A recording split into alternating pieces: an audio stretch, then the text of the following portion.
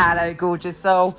Guess what? Most people wanted to keep the intro. So here we go. This week we have Vesta shifting signs and going into Leo. Vesta is based on the Vestal Virgins. It's a long story, but it's about your independence. But also it's about keeping the home fires burning. And there is a very tricky square between Mars and Pluto. Oh, this one's going to be full on, so pay attention. So much other stuff, including Uranus even going retrograde. Here's your weekly astrology.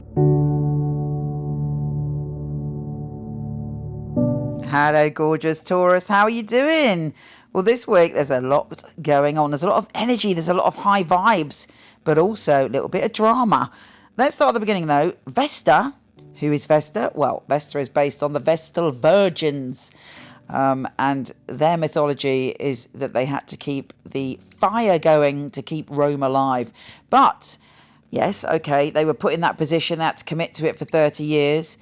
But then they were free. No man owned them, no husband, no family. They were basically, owned themselves. And I do believe also that myth goes further back, past the patriarchal view that, they were forced into it. They're very sacred beings, basically, in charge of passion, in charge of the hearth, in charge of the home, if you like. But there's more to them to that. They are, powerful, they're independent, So that vibe is coming in for you around your home and family. So obviously that's really potent because it means that you're going to take centre stage in some way connected to your home and family, and you're taking charge in some way, and you may be keeping everything together. But you've got the superpower of the Vestal Virgin, Vesta, the amazing energy of being able to deal with everything in a different way, in a way that, allows you to feel, when I say in control, I hate the word control, but allows you to feel empowered with what you're doing, connected to your home and family. Now, the big old dodgy, worrying, slightly dramatic energy of this week, possibly we're going to see some drama in the world around that time. On the 13th of August, Mars is square Pluto. And for you, it may be that you have this idea you want to travel, or someone close to you wants to travel. And, obviously now's not the best time to travel. And I'm talking about on a mundane level. And there may be big arguments or drama or power struggles. Or it may be that you're growing, you're expanding your spirituality, you're opening up to your psychic wisdom and your intuition, and there's somebody else who doesn't agree with what you're doing or wants to fight you on things. Let me tell you this, no one can take away your desire and your ability to expand, evolve and grow, and you are on that path. And good news, on the 15th, the Sun in Leo is trine Mars in Aries. And there's a lot of fiery energy this week. But for you, again, it's about your home and family. You're feeling very positive when it comes to your home and family. You're out there, you're getting things done. You're optimistic. You should have some good times. And your intuition is spot on. Your intuition is not only spot on, you're going to act on it. Mars in Aries allows you to act on your intuition. I mean, you're not as energized as usual because it's in a bit of a kind of cosmic space, but it's also really good for you to do things, physical things like yoga and stuff like that. But whatever this sort of positive energy is, you're bringing about this force of good into the world this week, and you're open to experiences, and you may kind of have some, and actually there may be terminology difficult, but let's say, I don't even like to use the word masculine. Tell me another word other than masculine. But there's a masculine energy, so that can be, any gender. That is, you have a spooky coincidence with this week. Feels like very intense. Now, Uranus is going retrograde in your sign, and that's a big deal. Uranus has thrown up lots of curveballs since they've gone into your sign. It's been lots of very, very intense vibing with all sorts of surprises and shocks. You will probably feel a lot more chilled out with Uranus going retrograde. You're able to kind of let yourself kind of off the hook and deal with some of the things that have already happened. Let's see what the tarot has to say, Taurus. Taurus. First card, you've got the 8 of Cups. Now, in the 8 of Cups, you've got a picture of the cups all lined up, but you've got someone questing over the mountains to find their missing cup. What does that mean? It means that you're searching for something, not because you need to, not because you have to, but you are going towards adventuring and evolving, as I mentioned in the astrology, to your next phase.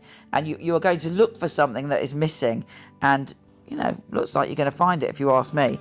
And then you've got the Two of Cups, a soul connection, a beautiful union of spirits where two people connect and they're equal, and the energy is, there's no manipulation, there's no bullshit. It's just a meeting of two hearts. Sometimes it's someone we've never met that we feel that we've known for eternity.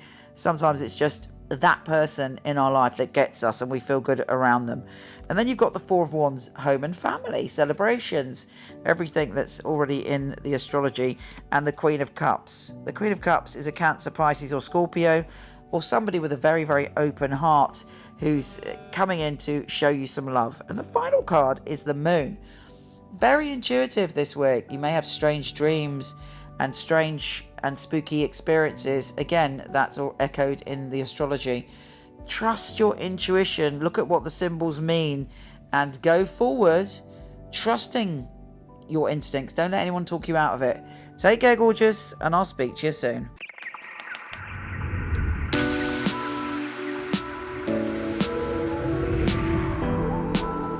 Hi, gorgeous. Before you go, check out my new film on my fabulous psychics. A lot of people ask me for readings. I don't do them anymore, but for over 20 years, I've had an award-winning team of psychics that I truly hand-pick. So check out the film, let me know what you think. The purpose of a reading, I feel, is very much to inspire people and to empower people. It's about hope. It's about guidance. Using a phone or being with you, it will be the same because the matter is spiritual. It's very important for me that the client feels spirit with them. So it was a psychic reading. I don't remember the readings right after because it's not myself giving that, it's actually coming from spirit. And it is a bit like a three-way conversation. I've got the person on the phone, I've got me, and I've got another voice that's telling me things. I even shock myself, things that I come up with, and I think, how did I get that? I'm channeling messages only for one purpose, to help people. It's been able to help somebody have a map back to where they've got lost from. My priority is to connect to your truth and have the best life that you can have. I think in my readings people feel a sense of a safe space where they can really be themselves, let go. You need a feeling of being understood because reading should be empowering. I will make sure when the reading is finished that you're happy with everything. I couldn't do anything else. It's part of who I am. It's what I came here for, obviously.